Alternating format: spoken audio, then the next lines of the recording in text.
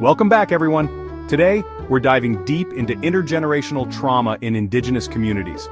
We'll trace its historical roots, examine its psychological and biological impacts, and highlight paths to healing, including trauma-informed care, Indigenous pedagogies, and language revitalization. Let's explore how generations can heal through resilience, community leadership, and systemic change. Thank you for having me. This conversation is crucial. Intergenerational trauma isn't just a past event, it's a living legacy. From colonization and residential schools to ongoing systemic barriers, these experiences still influence mental health, cultural identity, and even gene expression today. Let's start at the beginning. Colonial policies displaced Indigenous communities from their lands, banned cultural practices, and forced children into residential schools. It's unimaginable. Kids separated from families, stripped of language and identity. These events created what some describe as massive wounds, still felt across generations. Exactly. Historical trauma is not simply an artifact of the past. High rates of depression, anxiety, and substance misuse in many Indigenous communities reflect how deeply these wounds run. But let's keep in mind, alongside trauma, there's tremendous strength and resilience. One of the most fascinating insights is how trauma can become biologically ingrained. Can you talk about epigenetics and how it fits into this discussion? Sure. Epigenetics studies how life experiences, like trauma, can switch genes on or off. Think of it as dimmer switches on your DNA. Historic traumas may predispose future generations to higher risks of depression or anxiety. On a hopeful note, positive experiences, especially through traditional healing practices, can help turn those switches back up, promoting well-being. That's a powerful concept. Our collective histories shape us not only socially but physically.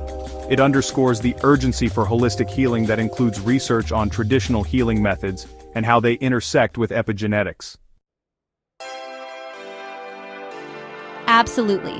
One approach is trauma-informed care, where healthcare professionals and social services acknowledge past traumas in their treatment. It's about safe, supportive environments rather than focusing just on symptoms. Indigenous-led clinics and programs are advancing this, but we need more research into specific implementations to expand access and effectiveness. Indigenous pedagogies and language revitalization reconnect students with ancestral knowledge and cultural identity, nurturing a sense of belonging. Language revitalization is key. It restores core aspects of Indigenous identity and worldviews. Incorporating traditional knowledge in classrooms isn't an optional extra. It's essential for healing, community empowerment, and even reversing some epigenetic effects tied to trauma. Right, because language isn't just a communication tool, it holds an entire cultural ecosystem. Can you give an example of a successful language revitalization initiative? Certainly. In some communities, language camps bring elders and youth together for immersive experiences on the land, blending cultural teachings with hands-on practice. Across Canada, the United States, and other regions, these programs have boosted language fluency and helped elders pass on knowledge in real time.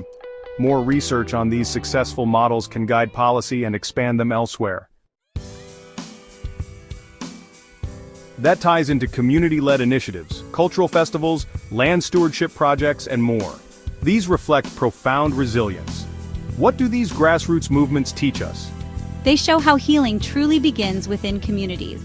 Elders, knowledge keepers, and youth collaborate to preserve what colonization attempted to erase. These initiatives also model self-determination, which is central to UNDRIP, the United Nations Declaration on the Rights of Indigenous Peoples. Let's talk about UNDRIP. It guarantees the rights of Indigenous peoples to self-determination, cultural preservation, and redress for past injustices. How is it being put into action? Implementation varies by region. Some governments are aligning legislation with UNDRIP's principles, whereas others lag behind. Gender-Based Analysis Plus, GBA Plus in Canada, is an example of how policies can account for Indigenous women's needs. However, there's still a gap between written commitments and practical outcomes. We need ongoing study of how these frameworks translate to real-world impact. It's clear that reconciliation requires systemic transformation, changing policies and mindsets so Indigenous communities aren't left to fix problems created by external forces. It can feel overwhelming, so let's highlight specific actions people can take.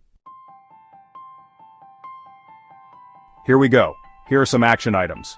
1. research and support Indigenous-led organizations. Contribute to groups reviving languages, cultural festivals, and community health initiatives. 2. Investigate trauma-informed healthcare. Look into models where Indigenous communities have tailored health services, applying lessons learned to other regions. 3. Explore language revitalization programs. See how immersion camps and curriculum reforms succeed, and share those successes broadly. 4. Examine UNDRIP's local implementation. Understand where it's upheld and where it's stalled. Push for accountability. 5. Study epigenetics and traditional healing. Encourage ethical research on how cultural practices may positively affect gene expression. 6. Look into Indigenous education models. Identify systems that fully integrate traditional knowledge such as land-based teaching and advocate for their expansion. Those are fantastic steps.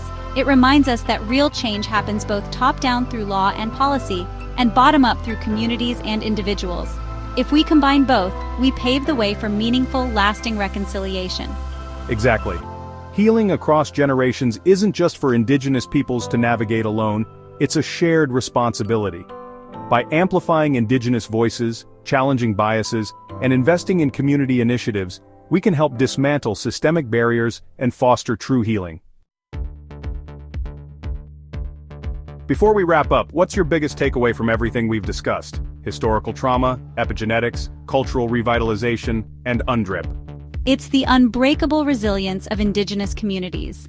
Despite centuries of harm, they continue to reinvent educational models, reclaim languages, and lead healing initiatives. That resilience offers a blueprint for how we can unite science, tradition, and policy to address intergenerational trauma head-on. I love that. Thank you so much for sharing your insights. And to our viewers, learning is just the first step.